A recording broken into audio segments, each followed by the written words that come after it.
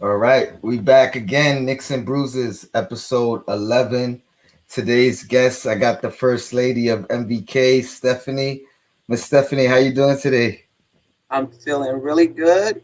I'm glad you're in that nice plush chair because this is going to be like a therapy session. Oh, I love it. I love it. I appreciate you coming on. Plus, I asked you, you said yes, we set it up, we got it going. Knicks and Bruises. So, just a quick introduction of the podcast is basically, we suffered as Knicks fans over the course of, being fans and you know, not winning championships and getting to the playoffs, not making the playoffs, etc., etc. So I did this so everybody could just release their stress, get all their Knicks and Bruises out the way, and then focus on the future, the bright future. I like to say. But yeah, we could let it go. I mean, get it out and then let it go, and we don't gotta have that heavy burden on us. right, right. So without further ado, Stephanie, the Well, floor is thank you. yours. Thank you so much for inviting me to the show. And thank you for helping me feel comfortable on MBK videocast. It wasn't easy to reach out and come on the show. So I appreciate you and everybody else who make me feel comfortable there. And I appreciate this opportunity because, like you said, we're doing something new as far as the Knicks organization. And it's just a lot of pain that needs to be let go. So this is my opportunity to talk about it and and to let it go. I've been watching the Knicks for over 38 years, quite frankly, and so I've went through a lot of front offices, and a lot of my Knicks and bruises is maybe three or four of them is related to what happened on the floor, but a lot of them is about the front office and the moves that they made and just how dysfunctional we've been as an organization down the years, across the years. So I have my notes. I'm ready, and I actually broke it down, believe it or not, by front office because that's how Okay. I've been. That's how long I've been following the Knicks. So I'm gonna start with the Ernie Grunfeld years from 1991 to 1999, and I got Mm, four bruises, and three of them are on the court, and only one of them is organizational. okay. Um, I'll do it chronologically. Um, let's start with Charles Smith in the 1992-1993 Eastern Conference Finals, missing those four layups. You know what? When they brought him in, I didn't think he was a Nick kind of guy, right? From the clips. I didn't see the grit. I didn't see the grind for him. I didn't think he was a Nick type of player. And in that one sequence, it was confirmed. Now, I mean, listen, I think he did get fouled. Um, but I just wonder if that was Mace, if that was Oak, would it have been a different story? So I think that that was definitely a bruise. Um, Charles Smith. He was uh he was soft. I think that was the I'm MO. not going to argue. I'm not going to That was the argue with MO. that. And I agree with you 100%. And I agree he was fouled. I think he was fouled multiple times. Right. But you got to make that, man. You got to make that. You got to go up stronger than that. Put your body in somebody's chest, something, instead of just going up with the arms, something. So that was definitely a bruise. Um, Starks going 2 for 18 in the NBA Finals.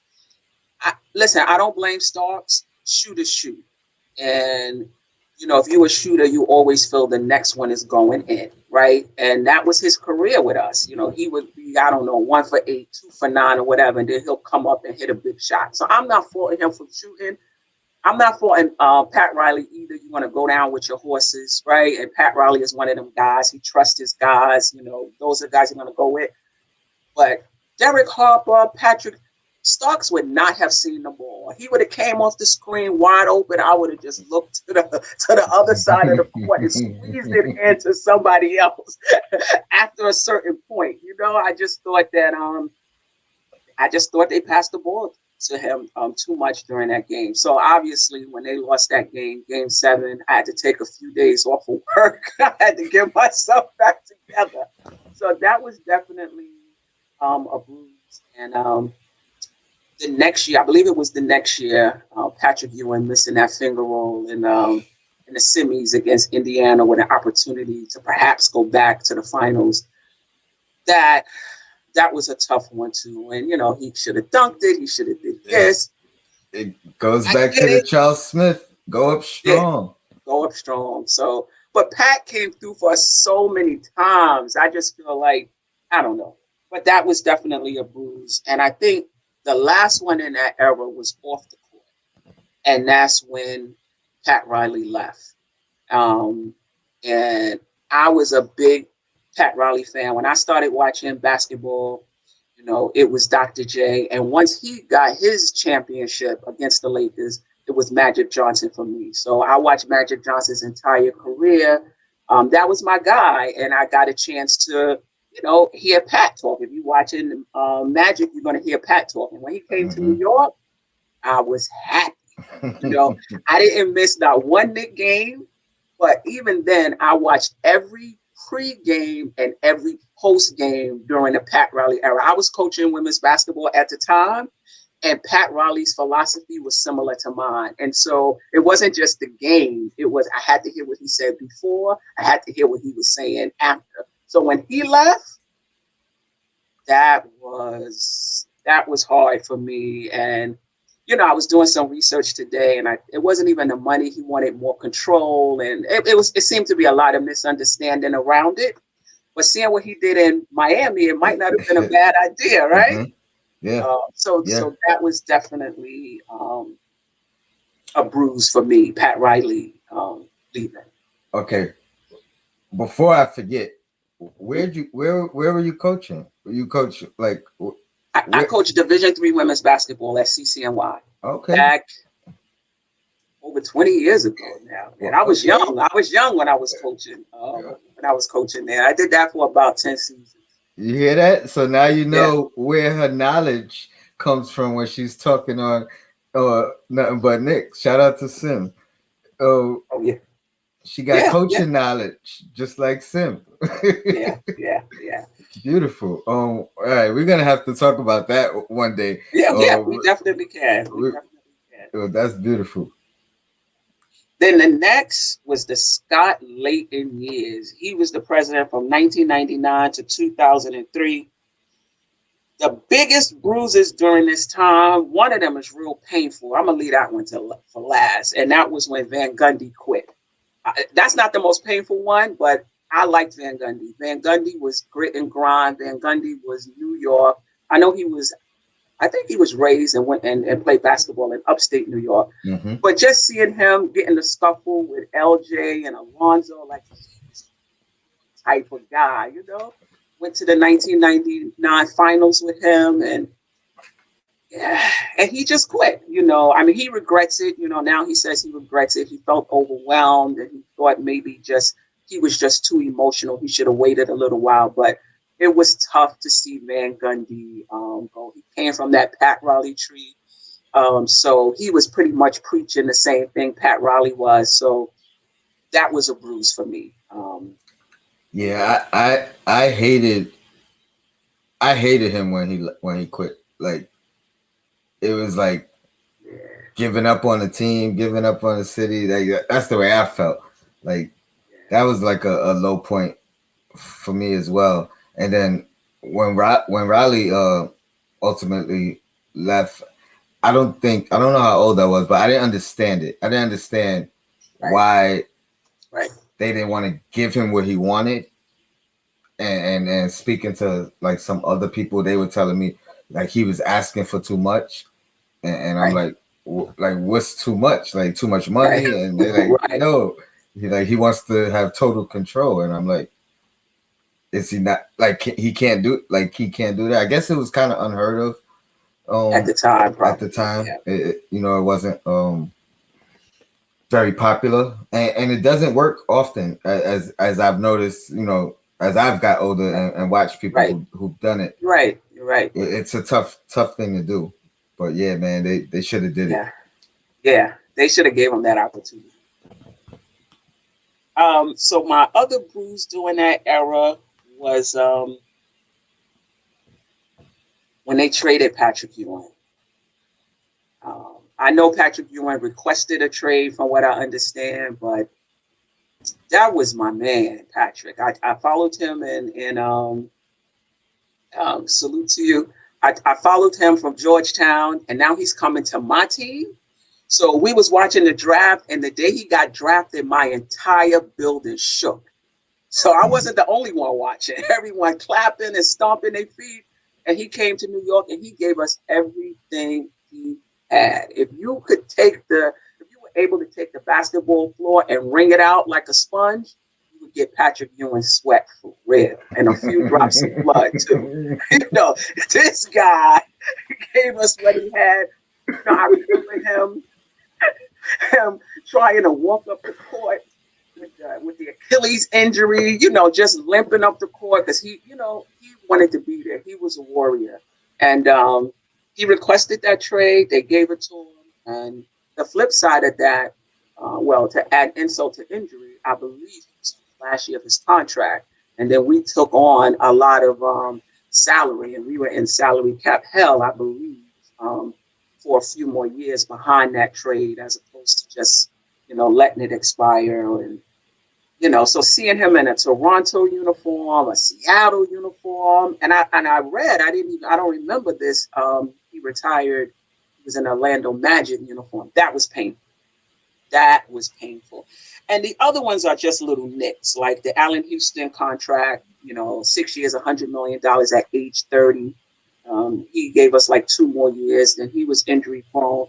And then a McDyess trade. We traded for him in June, and he fractured his kneecap in October.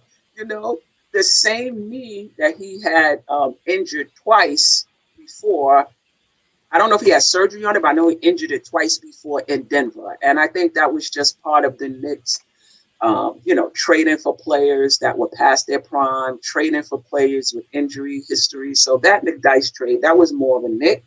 But Van Gundy and Patrick during the Scott Layden years, those were bruises. Let me chime in real quick. Me personally, I love the Allen Houston signing.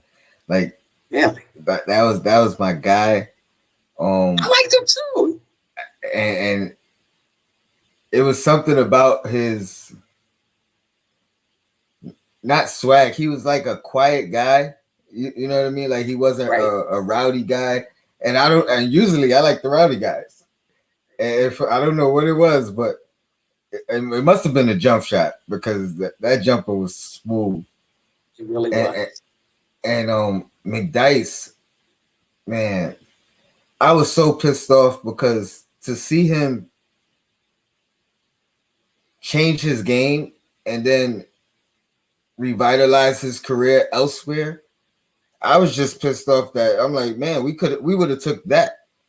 Like Right. when we traded for him, we thought we was getting the high flyer, the super athlete, Right. and we got nothing because of the injury. And then to see him come back and still be able to hit a 14-footer consistently, it was like we just wasted all those years with him injured. Right. So yeah, the first I of hated many. that trade. Yeah, I mean, I liked Allen Houston too. I just signing of that much money at age 30 that he wouldn't see the end of it. But I liked Allen Houston for sure. And now we get to the Isaiah Thomas years, 2003, 2008. I don't really have a lot of bruises, but you know how you keep injuring the same spot and you just get all these nicks in the same area and it becomes a bruise? That's the Isaiah Thomas era.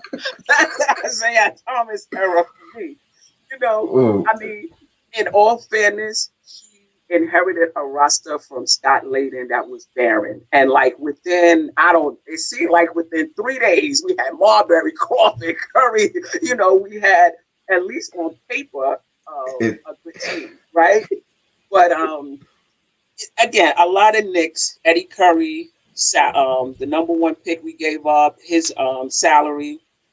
He played well for like 1 year, maybe two, if I remember correctly. And then, weight issues, injury issues, the Jerome James signing, Ronaldo Blackman. But I mean, listen, it was the number 20 pick. I'm not going to give him a lot of flack over that. Steve Francis, I don't want to curse, but whining, but Larry Brown, just whining all the time. Now, I was a big Allen Iverson fan, so you following Allen Iverson, you're going to hear Larry Brown. Larry Brown was whining in Philadelphia. He came to New York and he whined all the time about the roster, about this, about that. I was so happy when Larry Brown got up out of here crying. The Stephon Marbury and Isaiah Thomas thing. Listen, I'm not going to, they became friends. They became really close. But it's just like having a boyfriend or a girlfriend and y'all working together. Things start to spill over, and I felt like that's what happened. Things started to spill over onto the court. And at some point, they had some sort of conflict, and it became a mess. You wanted to say something about that? I was just wondering, because I didn't notice their rift until the trial, until Marbury had to testify, which that didn't even make sense as to why he had to testify, because he had nothing to do with the incident. You know what I mean? It wasn't like he was called as a witness. He was more so called up. I think Isaiah called him up as a character witness for himself. Okay, gotcha. And Marbury didn't really want to be there. You could tell by the transcripts of what he said. He didn't say anything like real bad, but he also didn't go out of his way to defend him. But at the same time, he said, I wasn't there. I didn't see whether it happened or didn't happen. You know what I mean? I wasn't a witness to anything. Right. But that was when I really noticed their falling out, and that was upsetting to me. I ain't gonna lie. I used to defend Isaiah. Like, one thing that, like you said, like within 3 days we had Marbury, we had this guy. Like, I always felt like at the very least you could look at the moves he did and you could be like, I see what he was trying to do. It didn't work out, but you know what I mean. You could see his vision. Right. But yeah, that it got ugly, and when it got ugly, it was. Yeah, it was just time. Oh man. Yeah. And that was the last Nick, the sexual harassment settlement. So, like, no bruises per se, but just multiple nicks. And then after a while, in the same spot, it just becomes one big bruise. And that's how I remember that Isaiah Thomas era. And then he was let go, and I was really happy. I was really happy about that. Moving on. And Isaiah, he got to do what Pat Riley wanted to do, right? Like he was he wasn't the coach at first. He was forced to coach. Right. And in his defense, what I understand, he didn't want Larry Brown. I think Larry Brown was forced on him. And then when they got rid of Larry Brown, he was forced to coach. Like, they weren't going to pay another coach. And so then he had to come in and he had to coach. Yeah. Donnie Walsh from 2008 to 2011. I'll start. It's just one nick and one bruise, but the bruise for me was the Marbury D'Antoni saga, if you will. And one thing I didn't like was when D'Antoni did not start Marbury in the opening game against Miami and didn't tell him he wasn't starting. So that man showed up to that game ready to do his job, right? And you don't have the courtesy to tell him the day before, the week before, listen, we're going in another direction. This is the way we want to play. We don't think your game is going to fit. We're going to do what we can to try to move. Nothing. You just let him come to his job, show up, and have him sitting on the bench. He don't start, Mm-hmm. and he doesn't play the Play. entire game. Now that was mad disrespect. That was mad disrespect right Oh there. my God. So, You know yeah, that's I was that. hot. I was hot. So was I. And besides me, you're the only other person that's mentioned that so far. Like the treatment of Stephon Marbury, and I could go even further into that whole saga because he sat for a few days until we had injuries, and they had no choice but to ask him to play, and then he said no, he don't want to play, Right, right, and then they flipped it and made it seem like he was the problem. right, right, right. So Yeah, yeah, yeah, yeah. I And then it. we Go had to ahead. deal with D'Antoni. I wanted D'Antoni gone though his whole tenure, but this is your story. Go ahead. Yeah, so I thought that was. I mean, listen. After that, you could say Marbury wasn't the happiest camper, and you could say maybe he could have handled it, um, better. I'm not going to say he was the classiest person in that moment, but at the same time, he had to be burned. He had to be burned, and it takes a special type of player to be classy in that situation. We're gonna get to that when we talk about Melo and Phil Jackson. Um, so that was a bruise for me, and then a nick was the Amari contract. Now, don't get me wrong, I like Stat. I like Amari Stoudemire. That first year when he came, he balled out, and he took a team that didn't have really. I mean, you could say average, maybe above average players, and that team was really rocking. And um, but after a year or so, the injuries, and that's why Phoenix didn't give him that money because of they knew his injury history. And the Knicks did, and we got away with it for a year, maybe two. And then the next thing you know, injuries. We made the trade for Carmelo. They didn't mesh. Some people say it's because they played the same position, the same area of the court, and that could be true. But Amari was barely there. So they didn't really have time to, really mesh and play together and figure it out. So that was kind of a nick for me, just them giving him that contract. Maybe they could have put some injury protection in the contract. I don't know if he would have signed it. But The again, that room, wasn't a bruise. That was a little nick for me. yeah, the rumor was Phoenix had a similar contract, but it had injury, you know, restrictions or whatever, and the Knicks was willing to just give it all up. So Yeah, yeah. So that was that. The One World era from 2011 to 2013. The only bruise in there one was Hibbert blocked Melo's layup in the game six of round two. You just feel like maybe, just maybe we got something here. Maybe, just maybe, we're gonna get to the Eastern Conference Finals or what have you. And he blocked the shot, and it seemed like he just lock the organization for the next I don't know how many years, because we didn't come back from that. It was mm-mm. like that was it. So that was a bruise, and some nicks in terms of front office moves was the Bayani trade. I mean, I gave up a number one pick. I get it. They wanted somebody to go with Melo and Stat and Chandler. I didn't. Yeah, I didn't really like that too much. And the second one was using an amnesty on Billups to get Chandler. Now that could have went either way. I know there was talk about CP3, but we don't know if that would have actually happened or not. So, like I said, I'm just gonna say that's like a little nick. That didn't make any sense to me.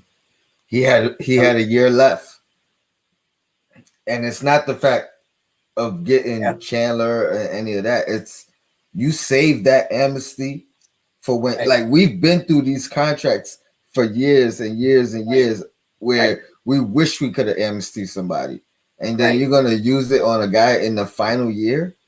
right, Like, right. Yeah, you can make you're a right. You're big right. gamble.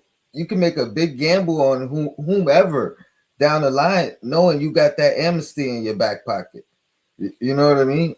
Right, right. That didn't make any sense to me. Yeah, the Knicks was always quick, quick to move. Like even when we got Carmelo, Dolan had to get in them. Let Walsh do his thing. You know, maybe we would have still got him, not gave up as much. Maybe we'd have got him in the off season. I mean, I know there was other factors as well, but just being so hasty. Um, so that was Glenn Glenn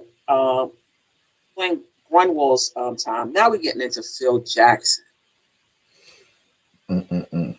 from 2014 to 2017. I'm gonna go with the Knicks first because I only got one bruise. It was a big one in my opinion, though. Forcing a triangle on Fisher and Hornacek. I mean, listen, if you want to say that teams nowadays are running more motion offenses, and as the president, like Pat Riley, I'm sure saying, listen, this is going to be a defensive organization. You can run whatever defense you want, but this is going to be a defensive organization. I'm sure he's not running down, giving them strict defensive, plays that they or strategies that they need to be running. But he's setting the tone. I want this to be, a defensive organization.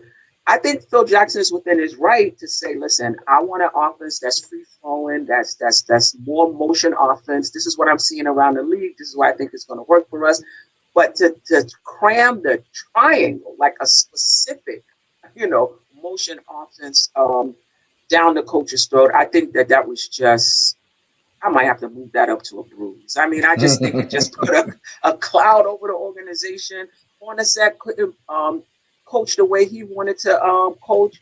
The players felt it as well. And if I'm not mistaken, he was heavy-handed with it. Like, I think talking to the players, coming to practice, talking to the players individually about what they should be doing to make the triangle work. So that was um, a Nick for me, signing Noah to that contract. This is one thing I felt about Phil Jackson. I felt that as long as you stroked his ego, he was gonna like you. Noah said nice things about you. He almost walked to Noah's house with a $500 million contract. You know, D Rose in the exit interview said something nice, but we got to bring him back now. I'm a D Rose fan, so I didn't have a problem with it, but it was more about I felt he was stroking Phil Jackson, so we got to bring him back. I'm gonna get to the Carmelo Anthony thing on that same thing. Um, letting him draft a player and firing him. You're gonna fire him like think ahead. Mm-hmm. Don't be so think ahead. I don't think this guy's gonna make it. If we're gonna fire him, I don't know if we want him making it. Don't just wake up one day and 3 days after the draft, you know what? We've had enough of him. I think it's time to go. Right. So that was an issue. Bad mouthing KP.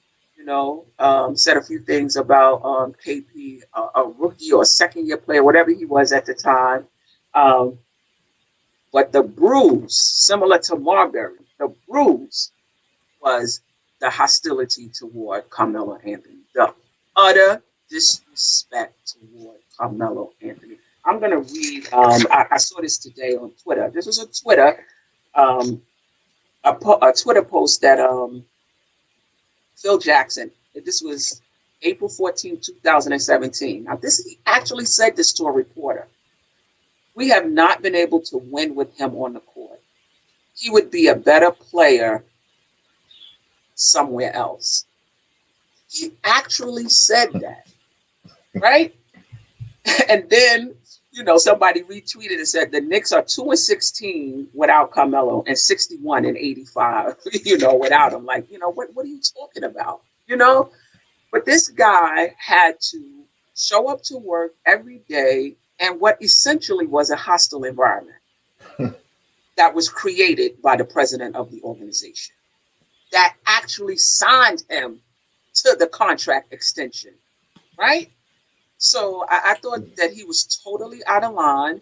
I thought Carmelo Anthony was, I don't know how he did it. I don't know how he did it. Professional.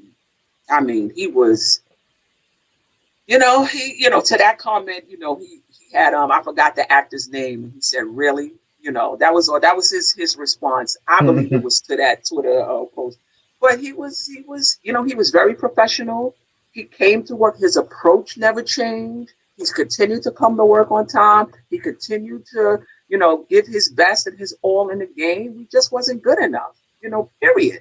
You know, and I also think that was the beginning of KP souring on the organization because he, um, Carmelo Anthony was, so, I guess you could kind of say took KP under his wings. He didn't treat him, he brought him in, showed him, the ropes, so to speak, and he watched the organization treat Carmelo Anthony that way. And I'm sure he probably was saying, what is going on here? Like this is like the Twilight Zone. This guy's coming in every game, doing his best, giving everything he can on the court. And you're going to say we can't win with this guy. He's better off somewhere else. So that was the bruise for me for the Phil Jackson era. Treat people with respect, especially the people that's out here giving you everything they have. Go ahead. I'm just saying, I ain't gonna lie. Like this is tough. Like, and it's only happened this is the third time it's happened, but sometimes it's hard thinking about and reliving this stuff. I know the point of this podcast is to get it out and let it go, but I'm literally reliving the stuff every time I have someone on. Yeah. So, yeah. I'm getting these feelings, these bubble guts. Like, it's like, yeah, I just remember how upset I was during these times. Yeah, man. First off, with the triangle, my thing was if that's what you want, come down and coach it. You the guru. You know what I mean? You got the rings. I think he was more afraid of messing up his coaching legacy, right? And stepping down and attempting to do that, and wanted to put it on other people. So he didn't think he would get the blame, but I blame him, as do you, because especially with Fisher, a guy who's literally played the triangle with you, so he knows exactly what it is. Right. You shouldn't even have to tell him to implement anything because he's ran it all through you. Right. So if he's modifying it or adding it where he sees fit, that should tell you something. Yeah. Why is that not okay? Like, why are you trying to dictate or micromanage is what I like to say. Right. And that's what it was. That's exactly what it was. I didn't think it was a good hire from the start. When they said Phil Jackson, he already came in talking about what he wasn't going to do. He ain't going to these camp. He's not going to be recruiting. He's not going to be scouting. He's not. So what are you doing? And they gave him a boatload of money for somebody from the start that told you, I'm not putting all of my energy into this. So I remember I woke up in the morning and news came on and I was half. They said Phil Jackson was let go. I popped up. I said, for real? He's gone? Oh, it was such a relief. You would have thought I worked at the garden under him. It was such a relief when I found out that he was out of here. I'm actually almost done. Just a quick one on the Steve Mills. I think he was just an interim GM for a few months. And in that time, he had to sign Baker and Tim Hardaway to a contract before we even had a GM. I'm going to try to get this in because I don't know if they would approve of this. Let me see what this power feel like. Baker. Baker. It's wow, I hope he saved his money because, yeah.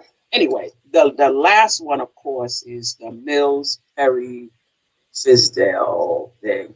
I mean, I will say Fizdale gets a lot of flack, but what he did that first year, the first year I thought that he was prioritizing development over winning as opposed to trying to do both, right? So to me, he treated the first season as an 82-game scrimmage. We have an opportunity to win a game. He gonna put somebody in because he needs the experience. instead of trying to win the game, thinking that they can develop and learn how to win by actually trying to go for wins, being on a winning team, seeing what it takes. You know, if you don't have the talent and you're trying to win and you lose, you're just not good enough, right?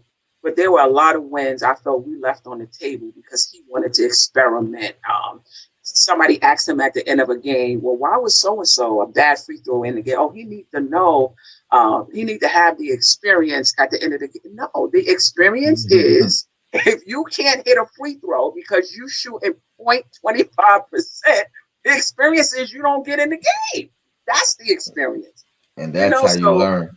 and that's how you learn. So that first year under Fizdale, but Fizdale gets a lot of flack for that, but that was an organizational decision.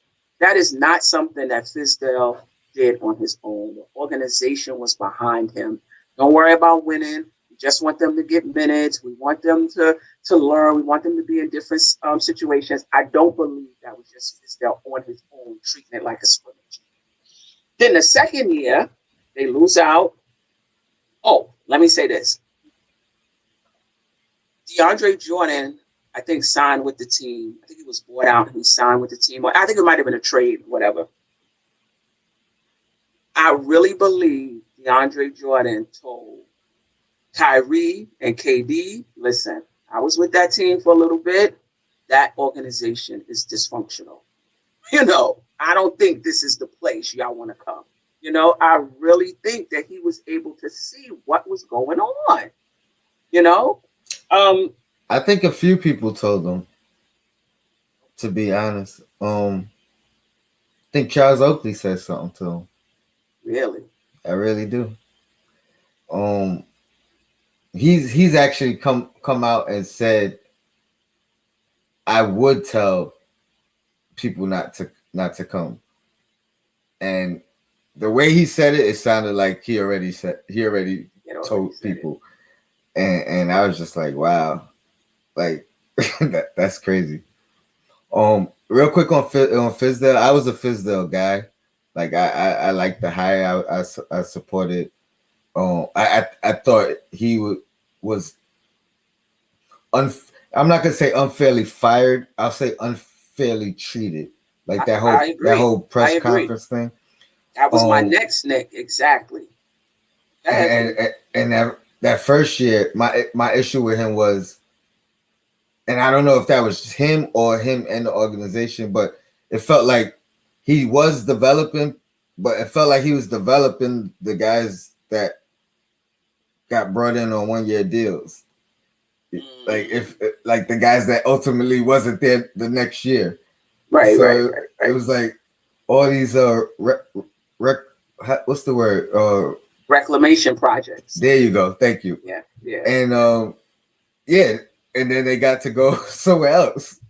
Right. It was like show and prove to go somewhere else, and not for us. So that didn't make any sense to me. But yeah, continue. Go ahead and mention that. Yeah, I mean, I think so now they scramble in the next year. They're gonna they lost out on Kyrie and KD. Now they're gonna bring in some vets, and now this year we playing to win. This year we're gonna do it to win. So the organization, in my opinion, wasn't just Fizdale. The organization changed course. Now we're trying to win. We're gonna bring in these young veterans to win, and they're not winning. And I think they just threw Fizdale under the bus. I mean, I think there was some pressure from Dolan as well that they're going to hold a press conference that we should be doing. Why? It's 10 games into the season. You're throwing these guys together on 1 year. Why do you think you should be better than this by the 10th game or whatever game it was? Like, that was just like something from the Twilight Zone. I think they turned their back on Fizdale. All of them was in there together. And then all of a sudden, Fizdale is the odd person out. You would see them around the gym, and they barely talking to Fizdale. So they kind of knew that, they was going to let him go. So, listen, I had issues with Fizdale and his rotations and never deciding on what he was going to do and who he was going to play. All of those things. He probably wasn't the right player for this type of coach, maybe for a more a veteran team, maybe. But the way they treated him and the way they broke ranks with him, so to speak, it kind of left him out there. I didn't like that at all, and that's actually a bruise for me. That's all I have. But you brought up something, so I'm gonna add another bruise, and that's how the Knicks as an organization doesn't doesn't. I just think the prior Knicks that they should still be a part of the organization in some respects. I think Patrick Ewing before the same role Herb Williams had on every staff. Patrick Ewing should have at least been offered that role, and maybe he was, and he didn't want it. But I would have loved to see Patrick at the Garden. The whole thing with Oakley, Dolan is one of them guys too. Almost like number 45. That's just you got to always stroke his ego. You can't say he's so tender skinned. If you say anything against him, now you can't come. You can't come to the media. I'm a media member. What are you trying to tell me? I can't come because I wrote a story that doesn't shine a good light on the Knicks, and that's how he is. If you stroking him, you part of the organization. But if you're not, you your own man. He got a problem with it. So Oakley, Patrick Ewing.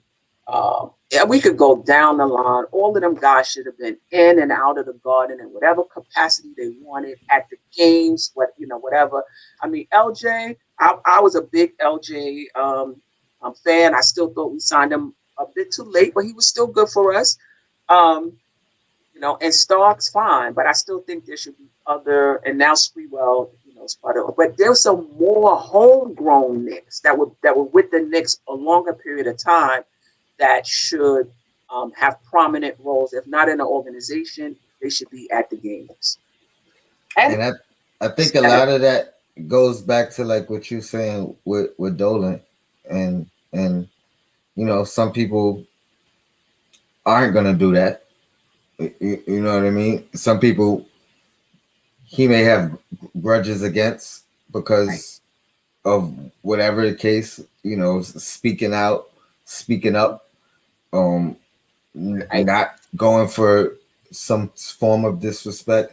Whatever the case may be. So I think a lot of that does fall on Dolan. Let me ask you: have you ever watched the show called Billions? No. All right, that's a show on HBO, and it's basically about a bunch of billionaires. It's really one billionaire, but his interactions with the world, and certain people who have that kind of money, and they're so vindictive and spiteful. Like you could. He don't like the way this milkshake was made, so now he's gonna buy this whole franchise just so he could close it down, or just so he could let the staff go, or whatever. You know what I mean? Just crazy stuff. It's like $1 million is pocket change, so they could just do whatever they want. And I don't know. I just think there's a character on there, or some characters on that show that probably are like Dolan to that effect of, if you're not looking up to them and stroking their ego, like you said, then they shun you, or they do things that So I it's tough. Yeah, I mean, I think part of it, and I'm just guessing here, is if you never had to grind, you never had to go through anything, you never had to deal with anything, right? So now if somebody's coming at you, I'm just going to, you just can't come in here. I'm going to use my power. You just can't come in here. But people who've been through things, they can deal with that. It happens every day. It happens every day at work. Have people disagree all the time. You learn how to negotiate that. But not everybody, but some people who are really rich, especially if they were born into it, I believe they never had to deal with anything. So and you going to say something about me? All right. I don't even have to deal with it. You ain't coming in. And what it brought even more particular, they never had to deal with people. Right. You know what I mean? And that that's they don't have people skills. Right.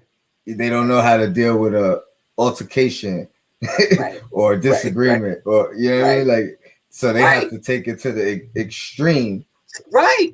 instead of like literally you can sit down and have a conversation and resolve something instead of going to But the the egos is extreme. too fragile. Like the fan who's saying sell the team. He was like one dot in a whole sea of people. But he gonna find him and he gonna put him out because he's saying sell the team. I mean, come on. Yeah. Wow. And then Just back to Fizdale. Um Another thing that I felt like was unfair, and I mean you could take it a bunch of different ways, but I really feel like he didn't get the opportunity to coach KP. You know what I mean? And I think that's part of the reason why he came. right. I don't think he was informed or asked about the trade and what he thought. It, Right. you know what I mean? Yeah. Yeah. Yeah. Yeah. And I agree. then just your thoughts on the KP trade at the time, and hindsight and now, or At the then and time, now. I was okay with it because at the time I thought he asked for the trade. I thought he wanted out. And my feeling was, well, if you don't want to be here, then go. You know. Um, Later on, it seemed like it wasn't as cut and dry as that. I think it might have been more that the Knicks thought he wasn't going to resign because he was a restricted free agent. The injury history. Do we even want to invest that money in him? I don't think KP would have signed with the Knicks. Maybe he would have got afraid because of the injury history, So and do you think he would have signed the 1 year, or because if he didn't sign, he's restricted. So right, therefore, if he gets yeah, offered the contract, it's up to us to say, hey, okay, right, we'll take that deal, and now you're stuck with whatever contract you sign with the other right, team here. right, So I right. mean, it's really not the only way to get free of that is to take the qualifying offer or whatever To that. take the qualifying off, yeah. So you think he would have took that in order to be unrestricted, or he would have took his chances with restrictions, and if we match, we That's a match. very good question. I think he would have took the qualifying offer and become an um, unrestricted free agent. I think he had enough of the Knicks. Um, I don't think he would have signed with the Knicks long term. I just don't. I don't think so. But he could have did like Anthony Davis did, right? He said, "Let me take the money. I'm knowing my injury history, right? I Mhm. may not, you know, I may get injured again, so let me take it." So that might have happened, but I just think he had soured on the Knicks. I think the Knicks cut their losses, and in hindsight, if he didn't want to be here, I didn't want to be. Even though it was the dysfunction of the Knicks that got him to that point. That being said, it was the dysfunction of the Knicks that got him to that point. He saw that the organization was dysfunctional. So He didn't want I've any parts never of it. I've never like publicly voiced it, but I was so hurt, man. I'm like, because it was like we finally drafted somebody that has talent that you could say is generational talent. You know what I For mean? That sure. you're not gonna see. Maybe every 10 years you'll see a guy Right. like that, Like KP. and yeah, I didn't understand it. I didn't like the return at the time. Um, I felt like they didn't shop him enough, even though they have little rumors and rumblings of, yeah, we wanted Cat and this guy, but I don't think to me, if you're gonna do it, if you're gonna get the most, it's got to be public. It's got to be Right. public, and you got to be patient. Like we Right. and the proof is what we've seen this past 2 years with Right. guys being traded and the hauls that have come Right. come back. Right. But I felt like that then. Like man, you know what I mean? Like somebody would have gave, like even Dallas would have gave more. That's what Gave I more. felt Right. like. Yeah. Yeah. Would you have, say he requested a trade, would you have traded him or would you have just called his bluff and just, I would have, I would have traded him, but I would have got the biggest haul that I could get, because ultimately, if I don't trade him, he's restricted, and I could keep him anyway. You know what I mean? right, right, So like right, I would have used the power that I have as the organization, and I right. felt like the only thing that kind of, like I kept telling myself, was with all the dysfunctions we've gone through, you know, all the Knicks and bruises we've dealt with, Mhm. it was probably a good thing that it happened so quick, and the Right, fans and the media didn't get a hold of it to make it a right, spectacle for right, weeks and weeks. You know what I mean? Because I felt like that would have been another bruise for us. right, You know. right. Yeah, I mean, So yeah, that's the only thing I told myself. Like, well, good thing they did it like that, and nobody, you know, nobody knew. It was a surprise when it happened. Like, yeah, oh, for real? yeah. But yeah, and now that you say it, I think when it first happened, I was like, what? What? You know? But then it came down as, he requested a trade or he didn't want to be here. And then I was like, well, I mean, he don't want to be here. He doesn't want to be here. We're going to call his bluff, sign him anyway. Um, yeah. But again, the start of it all was just how dysfunctional the organization was that he wanted out. He didn't want to be here. He was dissatisfied. Yeah, I agree. So that's a good segue into the future, and the current Knicks, the current front office, the current Hmm. regime, Hmm. because it's a 100% turnaround. Like For sure. even with not looking at the record and how improved we are, because I mean we could talk about that, but I'm Mhm. saying just the Tibbs having a real coach, not only a real coach, but a coach who's already been in the organization when there weren't that many Knicks and bruises. Right. You know what? Right. Right. Like we were giving Right. out the bruises, the Knicks Right. and bruises Exactly. back then. Exactly. So I love that hire. A guy who wants to be here, not wants to be here because it's New York. I mean, it is because it's New York, but it's because he knows what it is to Right. be in New York. Right. You know, Right. not like, oh, who doesn't want to be in? No, this was his dream job. Right. So to do that, I love it. So Yeah, for sure. Sure. what's your I, thoughts on the new coach, the new front office? I was a Um, little hesitant with Leon Rose, though. I was like, here we go again. It's somebody that doesn't have, you roster construction experience, front office experience. Like, who are the assistant GMs around the NBA? Let's go get one of those. So I was a little hesitant with that, but it seems to be working. I love Tibbs. Tibbs is from the Riley Van Gundy tree. So I'm having a ball right now. I don't care what nobody's saying about Tibbs. That's my guy, So nostalgia. yeah, yeah, and I think he's a good for our rookies. He's a great first coach. No matter what happens in their career, they came in under somebody that they understand what work is, how to approach a game. So I think that's great. And I think the thing about Tibbs is the organization tipped their hand when they brought him in.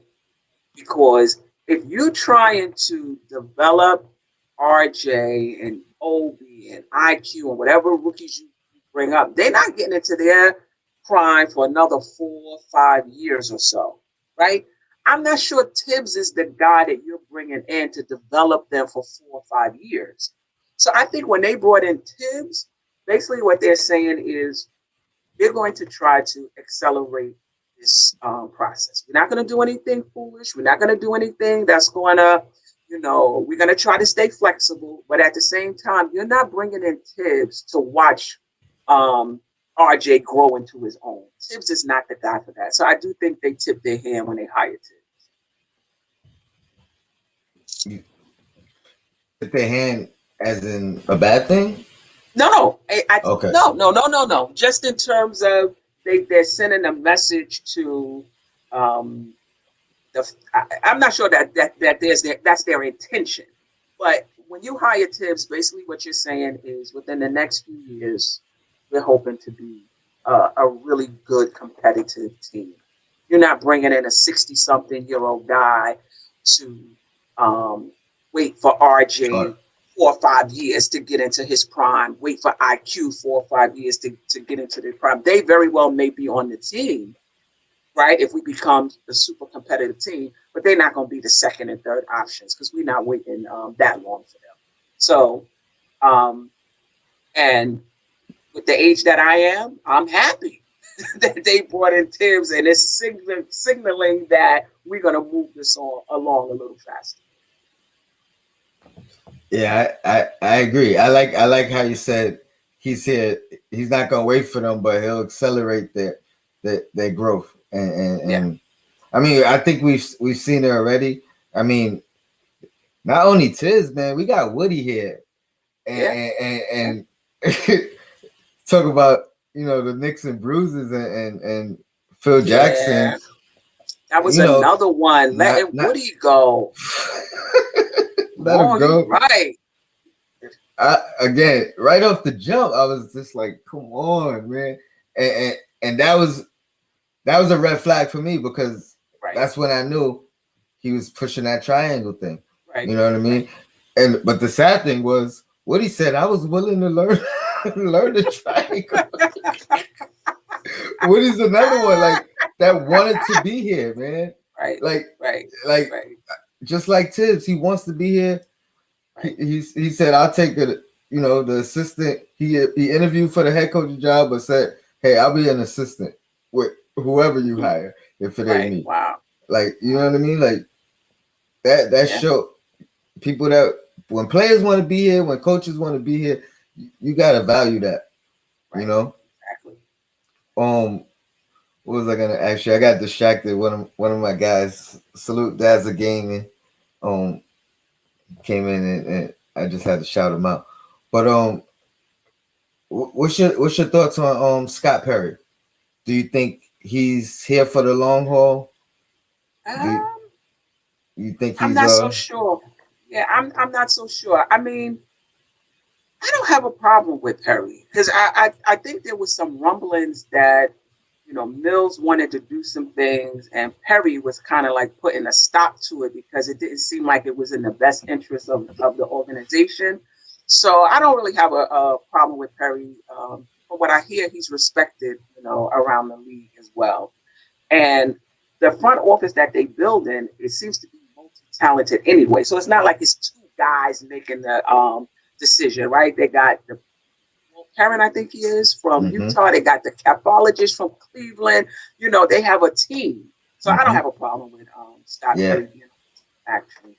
I love it because I think he has, like you said, he has a little niche in areas that some of the other guys don't have that niche in. But everybody, it seems like has their own niche. You know Right, what I mean? And right. then And you that's put important. you brainstorm. Everybody sit at the table and give their inputs. And I love it, man. I think we have A1 staff. I think we have one of the Yeah, best organizations right now. right Um, now. in the league, and I I would think agree. I think that's gonna be that's gonna bring some good fortune to us. Um, Yeah.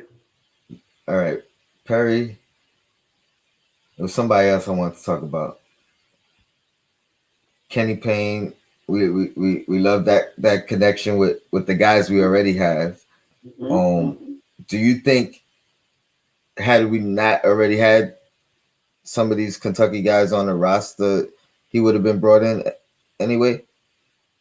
I, um, I think so because I think part of it was his connection.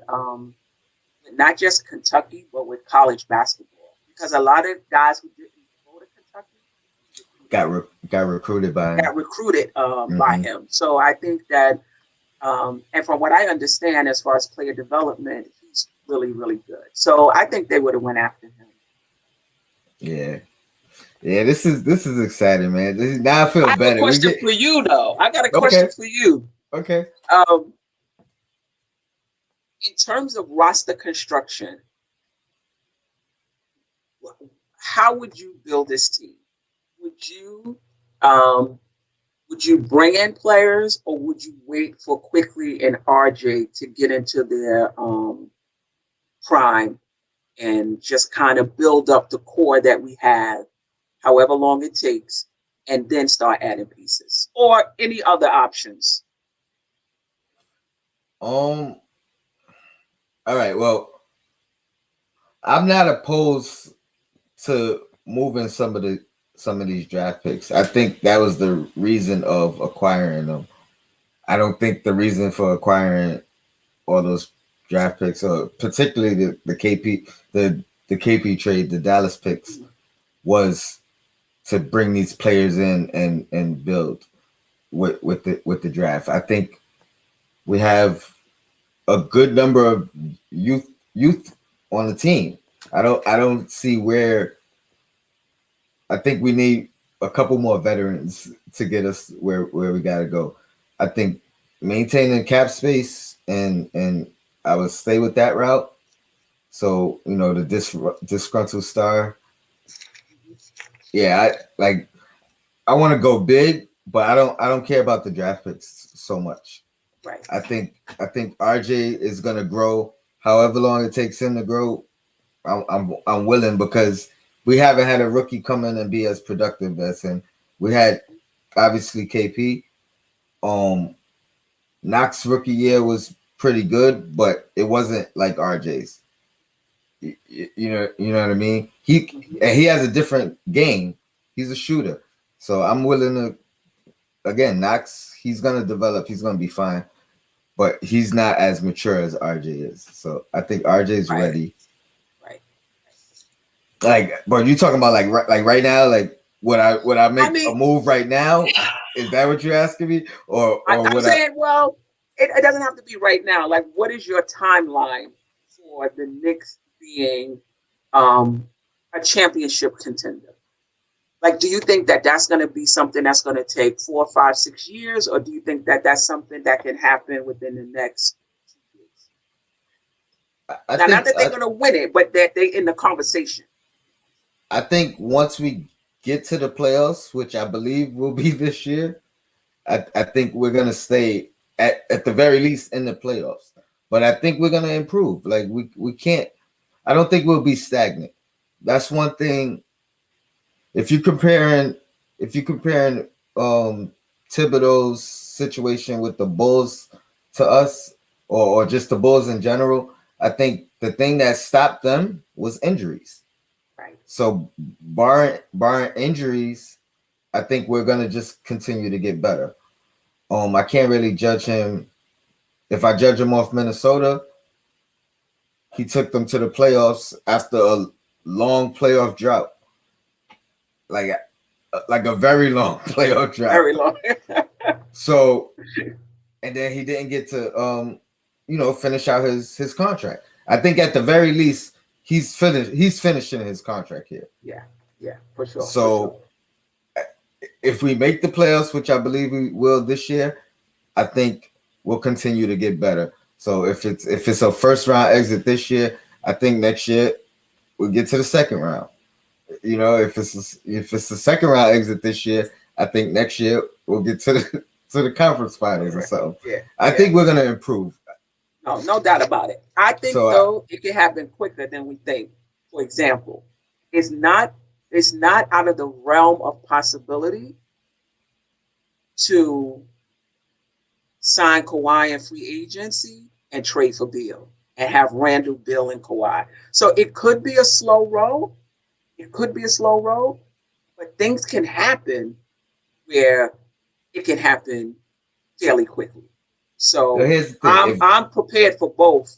if something I like don't that think it's happens, I hope we at least have at least two of those young guys. That's RJ, Mitch, Quickly, Toppin, we Knox. probably would. We At probably least would. two. Probably maybe three. three. Okay. Because that's one thing I don't want to see. Like even if it gets us a championship, that's gonna be a declining window. I want the window If to you mean keep. if we you said if we get a championship, If we get Kawhi and Bill uh-huh. and we No, I have thought you said Randall, even if we get a. I thought you said even if we get a championship. I mean, if we, I mean, I'll take one, yes, but I know that it's gonna be that ring, and then it's gonna be a decline. It's not like Yes, I want the window to keep going up. You know what I mean? I don't want to get to the top and then the window's closing. So I'm. It's been a long time. that's a We, that's a that's a that's a tough one. I think I would trade all my if you were saying you guaranteed a championship, I'll put all my chips in the middle of the table. I mean, And I'm not and gonna. it may just be one. Yeah, I'm not I'm gonna all be right with mad it. at it. I'm not because I'll be. There's no more clowning me, like with my Right, friends and right, families. right, No right, more. Y'all having one century. You know what I mean? So right. I'll take one, but I would much love. I want a dynasty, But you got to and get win one first. you do, you do. In order to get a dynasty, you got to win one first. And I don't know if you like. Well, we can get one, but I'm not going to do it because if we make these moves, we might But be able to get three or four. I think I would go with the short bid. you But go with I the but I sure hear one. you. I You think I go with the would go sure with one. I I don't think I know would. if you Yeah, I tell think it. I would. I mean, That's what the Lakers did. They pushed their chips to the middle of the they table. did. They got their chip. They may or may not get another one. It's just hard for me to think like if we get those guys, then I'm there. You know what I mean? But Of course, of course. I'm not trying to get my hopes up. Like I think we could get one. We could probably make a move for Bill. Um, I don't know if Kawhi is leaving the Clippers. Like they're gonna have to collapse, like a Yeah. monumental collapse. Why do you think he didn't sign though? Extend. Because the smart thing to do is 1 year deals. That's he's basically making it so he could keep getting big money. That's My risky man, though. My man Don Wick said he's going for the I'm chip. going for the chip. I'm with you, Don. I'm with you, Don Wick. I'm going for the chip. That's what this whole thing is about. The championship, dog. That's what the whole thing is about. People are very connected to individual players, and I get it, but I'm connected to the Knicks. We get that opportunity, got to go for it. And I think we would have some of our young players, but we wouldn't be counting on them so much. Like right now, we're counting on them to produce. Um, and they're one first and second year players. They're gonna be, inconsistent. I would feel much better if RJ and Quick was like the third and fourth option as opposed to the second option behind Randall at this point in their development. Anyway, But I don't. I think. See, I'm looking at it differently. I'm looking at it like they're that good that they're the second and third option. You know what I you mean? think Like so? I don't think not yet. I think they can be good no, because part of being they're good gonna is be the better. consistency. They But are going to be better. to me, they shouldn't be, but they are. It's not an indictment on them that they are. You know what I mean? It's an indictment on the veterans that we have that aren't better. You know what I mean? Right. Like a Burks. Like I thought he was number three option for sure. And granted, he started that way, got injury, he missed a long stretch. Then his role changed, and you know what I mean, went to the back. But like that's the guys that should be at this point. Not the roster we have. He should be a third option. You Right. know what I mean? There's no Right. reason like we should be looking at quickly saying, "Oh, quickly is the guy." You know what I mean? But it's It's but who put him there? Who brought Bullock and Burke here? the front office. So it's the roster construction that now we got our rookies and second year player thrust into these positions that they're good, yes, but part of being good is being consistent. And I just don't think we could rely on them game in and game out to be consistent. So that I being mean, said, that's why we're going to be listen. up and down throughout I this wish season. we didn't have to, but Right. like that's what I mean. That That's where means, we are. That's yeah, where we are. that's where we are. Like That's where Peyton we are. should Yeah.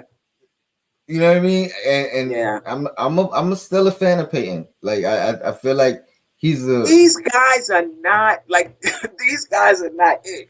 You know, they're not it. I'm appreciative of what they're doing for us this season, but they're not it. Between Randall and RJ and Quickly, we need to have other players in there. I just don't think Randall should be a number two, not Randall. RJ should be a number two option right now. People getting on him. Oh, he ain't doing this. He's gonna be up and down. Why are we counting on this guy to be so consistent? You know, that's because the roster wasn't constructed, as well, or maybe they didn't think Burke and Bullock would play this I mean, I think they had higher expectations for all these guys. Bullock, Burke, Yeah, Burke, Rivers. Um, Rivers, yes, they who did. else we got? I think Noel's is probably giving them exactly what they thought. They thought, yeah. But I don't know. I just kind of look at it differently. I feel like if RJ wasn't good enough, he wouldn't be the second option. You know what I mean? Like I don't think he's being thrust into it. I think it's just that he's just that guy on this team. But look how he's playing though. Then he's good for stretches. Then he's not good for stretches. There's some. I mean, right when I made a Twitter post, I said RJ's floor game is just elite. Just in terms of him making the right decisions, being in the right spots, passing when he's supposed to pass, getting to the spots he needs to get to, and then after that, it's like he just fell off a cliff. I think part of that is the benching. He Those was two benched for a those two. reason, though. He wasn't playing. I don't know because last game he was actually playing well and he was benched. The 2 games prior to that, I think he had Played okay. he yeah, I know those Miami games he didn't play well. I know that. One of them he had Right, like 8 points and I missed those 2 games. So I'm only going by right, right, right. the box scores or whatever. But I think he's had way more good games than bad games this year. I I think think it's about 50-50. I think even I with think his it's about bad 50. shooting games, I think he's been rebounding the ball and Yeah, yeah, facilitating, yeah. and that's what kept him on the floor more so than anything else. Like I I don't mean, know. I'm a big RJ fan. I mean, if they make any trades, I would definitely like to keep him. I just think that if the Knicks are trying to make a playoff push this year, next year, I'm not sure. Well, next year might be different. I don't think he's ready right now to be a number two. The And number two is that person you need them every single game. They got to produce. But I agree with that. talent wise, definitely, he definitely has the talent for sure. Do you think RJ is ultimately a 2 guard or a 3? I think he's a three. I agree. I think he's a three I agree. slasher. Get to the mid range. But when that shot does go in, it just looks so pretty. It's so sharp. His form is good, but I've always said that it's about lefties. I'm a lefty yeah, too. I think I am too. when it goes in, it looks pretty. When it misses, it looks horrible. Yeah, yeah. Well, I'm a lefty, but I shoot righty, but I'm a lefty. But Okay. yeah, it looks good. You feel like, wow, if he could just ever become consistent, this guy's gonna be really good. I think that's the difference between a two and a three. Is his shot ever gonna be consistent enough for him to play at two positions. I agree, and that's why I would run him at the three until it gets there, if it gets there. Right. I think it will because he's a gym rat and a Yeah. workhorse. Yeah. Um, you read my article, my little article on the MBK website on Julius Randle. How fans No, I are didn't. gonna owe him an apology. Oh, I believe so. Okay, right, but I wrote it before the first game, so Yeah, it's yeah. just it's so vindicating to, But to I wasn't that down on Randall last year. I mean, he did didn't play well, but that team was a debacle. did you watch his interview with JJ Redick? Oh man, I felt like he was reading my article, man. I swear. Coming into a new role for the first time, Right. like that you cannot undervalue that. Correct. Like you never been the number one guy to becoming the number one guy. Um, and then you don't really have a supporting cast. Like he's Right. always played with elites at Right. some position, or what I mean, one of the top five players in the league. And now he's over here Exactly. trying to become one of the top five players at his position. On a team So that's not very well balanced, that doesn't have shooters, that has a coach that's messing with the rotation and the starting lineup, throughout the season, and was just beginning to come into his own as a shooter. People say, "Oh, he shot this," but that last year in New Orleans, he was just in New Orleans for 1 year, right? yes, I think he said that was the first year he started to shoot the three. yep. So I mean, listen, it's going to take some time. What I like about Randall is when LeBron signed with the Lakers, he asked to be a free agent. I ain't trying to ride nobody's coattail. I want my own team. He signed with but then he signed with AD. So I'm not sure what that was about. I But mean, and I don't think he started there initially either, or did he? I don't think he did. I think he was there. I think he was. Do you think he's going to continue to ascend, or do you I think that he's going to drop off? Nope. I think he's gonna continue to ascend, and just like I put in the article and he said on the podcast, he's a guy that improved every single year of his career. And the Knicks is the only time you can say he didn't improve, like his numbers didn't go up. But to me, again, it was a different role. So now that he got it in his, like, he knows what he has to do. And what he said, my favorite time is the off season because Right. that's when I get better. That's when I know what I could work. Like Hmm. I think he's gonna continue to get better and better. Yeah, And I think so too. I And mean, even if his obviously he game has a stays right ceiling. here, that's good. Yeah, Even if it consistent. stays Yep. right where it is right here and he's just consistent, that's good. I mean, I don't think you have to have one and a two. You can have a lot of twos. You think about the Detroit Pistons, with Ben Wallace and all of them. You think about Toronto before Kawhi came, though. If they was just getting contributions from different Everybody. positions. So there's many ways to build a team, and that's one of them. That's I another one agree. to just have some a few number twos on your team. Yeah, I agree. Yeah. Anything you want to say before we wrap up?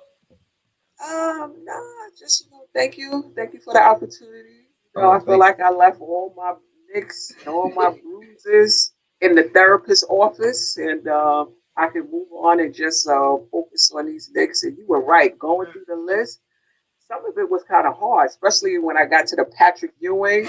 Uh, in the Seattle uniform, I was feeling a little sad. When I was thinking yes. about it.